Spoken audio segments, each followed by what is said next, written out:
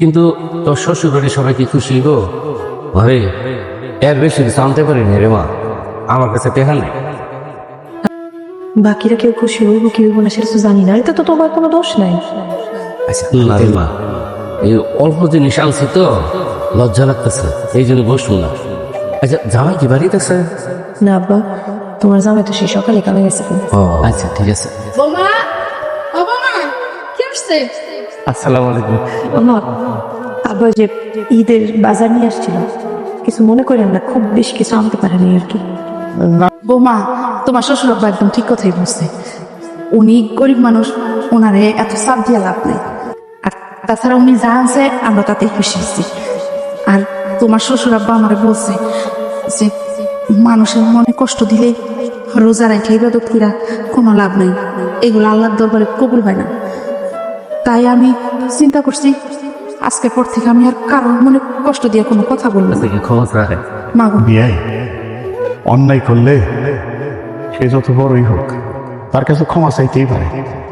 আব্বা, আমি আমার কথায় কখনোই কিছু মনে করিনি। বোমা, তুমি তোমার আব্বার নিয়ে ঘরে যাও। না না, আজকে ঘরে যাবো না, আরেকদিন আসবো। আব্বা এবার কি লাল জামা কিনা দিব না? দেমু আম্মা, লাল জামা কিনার লাগে তো এই যে রামচন্দ্রপুর বাজারে যাইতেছে। আব্বা তুমি যদি জামা না পাও কিসে ভাই গাড়ি থামালেন কে? রাস্তা চিনতেছেন না? কার বাড়িতে যাবেন কন?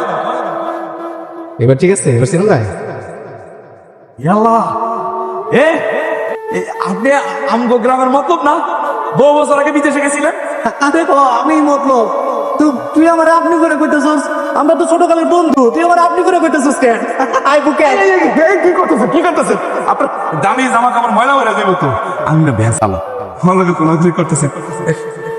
আরে দূর বেটা, এত বছর পরে বন্ধুর লগে দেখা হয়েছে, তার থেকে আমার এই জামার দাম বেশি হয়ে গেল। হ্যাঁ, আর খবরদার খবরদার তুই আমার আপনি করে কবি না। তুই আমার তুই করে কবি যেরকম আমি কইতেছি, মনে থাকবো? মানে আপনি না, তুই হয়েছে কি, তুই তো অনেক বড় লোক মানুষ, মেলা টাকা পয়সা তো। এখন তোরে যদি আমি তুই করে কই, এই মানুষ কি করবো, মানুষ খারাপ করবো না। তুই তো আমার আপনই ভাবতে পারতেছিস না। আরে তুই আর আমি ছোটকালের বন্ধু, আমাদের এত এত স্মৃতি, এগুলো কি ভোলার মতো হতো? আর বিদেশ জানি কেমন বসতো, খালি কাজ কাজ আর কাজ কাজ। এই মতলব তুই তো দেখি ঠিক আগের মতোই আছো, যা গাড়ি থেকে নাইমা কেমনে আমার চিনলি, আমার বুকে জড়াই নিলি, কোলাগুলি করলি। হ্যাঁ, এটা কি আমার কাছে কম পাওয়া? শোন, ঈদের দিন আমাকে বাড়িতে আইস, ঈদে দাওয়াত রইল তোর। আসবো মানে অবশ্যই আসবো। এটা কি তোর মায়া নাকি? আমার একটাই মাত্র আম্মা। আম্মা সালাম তো। আসসালামু আলাইকুম, আপনি কেমন আছেন? ওয়ালাইকুম আসসালাম আম্মা, আমি ভালো আছি। তা কই যাইতেছো? আব্বা লাল জামা কিনা দিব তাই বাজারে যাইতেছি। হ্যাঁ, মার্কেট তুই এদিকে, তা তুই এদিকে যাইতেছস? এদিকে কি জামা কাপড়ের নতুন মার্কেট খুলছে নাকি? ইয়ে দোস, তুই তো জানোস আমি কি করি, ব্যান চালাই, অভাব অনটনের মধ্যে থাকি। এই মায়াটা নিয়ে মার্কেটে গেছিলাম, একটা জামা পছন্দ করছে, কিন্তু এটার যে দাম, আমার পকেটে টাকা নেই। এর লাগে ওই যে আমগো রামচন্দ্রপুর বাজারে যাইতেছি, তুই তো জানোস ওই জায়গায় ওই যে বাইরে জামা কাপড় বেছে না, ওখান থেকে একটা সুন্দর লাল জামা কিনে দিব না, আমার চিন্তা করো না, আপনি কিনে দিব।